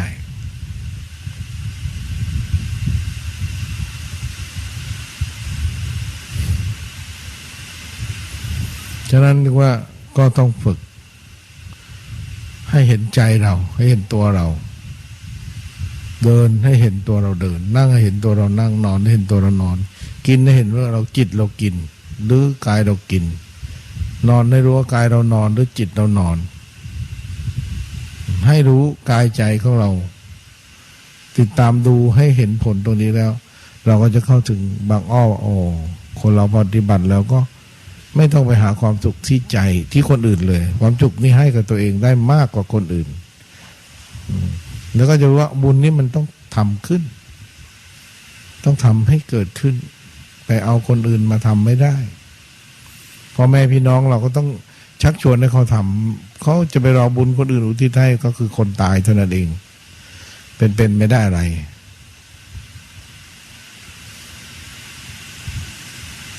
อันนี้คือการปฏิบัติอย่างไรก็ต้องแสวงหาให้ได้พรรษาหนึ่งแสวงหาในตัวเรานี่เนี่ยแสวงหาตรงความคิดมากเลยเนี่ยให้มันรู้ทันความคิดมันก็ภาวนาให้มากขึ้นมันจะได้ลดน้อยถอยลงเพราะนั้นพรรษาหนึ่งต้องแสวงหาวิธีการปฏิบัติที่ปริยัติปฏิบัติปฏิเวทปฏิเวทคือการเข้าไปถึงอารมณ์ที่เป็นหนึ่งที่สงบเหลือเกินสบายเหลือเกินว่างเหลือเกินสว่างเหลือเกินอยู่ตรงไหนก็มีความสุขเพราะวิเวกอยู่ตลอดเวลา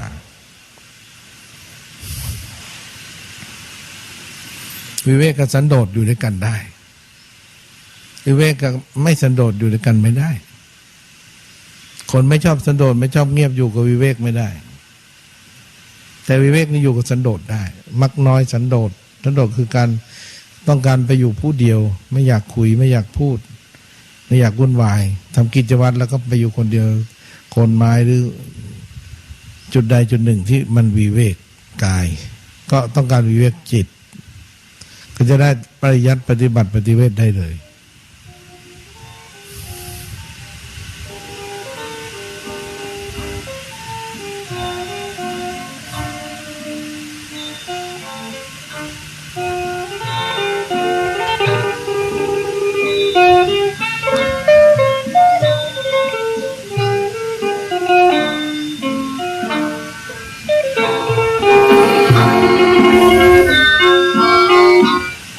เจริญสุขสวัสดี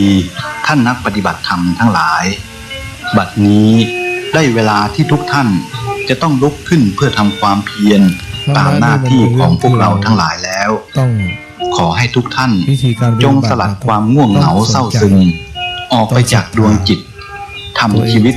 ให้มีแต่ความสดชื่นเบิกบานแจ่มใสอย่าปล่อยวันเวลาให้ล่วงเลยไปเปล่าโดยปราศจากประโยชน์เลยชีวิตทุกชีวิตเริ่มต้นและลงท้ายเหมือนกันไม่ว่าจะเป็นชีวิตของเศรษฐีหรือยาจกของมหาราชาหรือของคนต่ำต้อยคือเริ่มต้นและลงท้ายก็ได้เสียงคร่ำครวญและเมื่อลืมตาขึ้นดูโลกเป็นครั้งแรกมนุษย์ก็ร้องไห้และเมื่อจะหลับตาลาโลกเขาก็ร้องไห้อีกหรืออย่างน้อยก็เป็นสาเหตุให้คนอื่นร้องไห้เด็กร้องไห้ พร้อมด้วยกำมือแน่นเป็นสัญลักษณ์ว่าเขาเกิดมาเพื่อจะหน่วงเหนี่ยวยึดถือแต่เมื่อจะหลับตาลาโลกนั้นทุกคนแบมือออกเหมือนเตือนให้ผู้อยู่เบื้องหลังสำนึก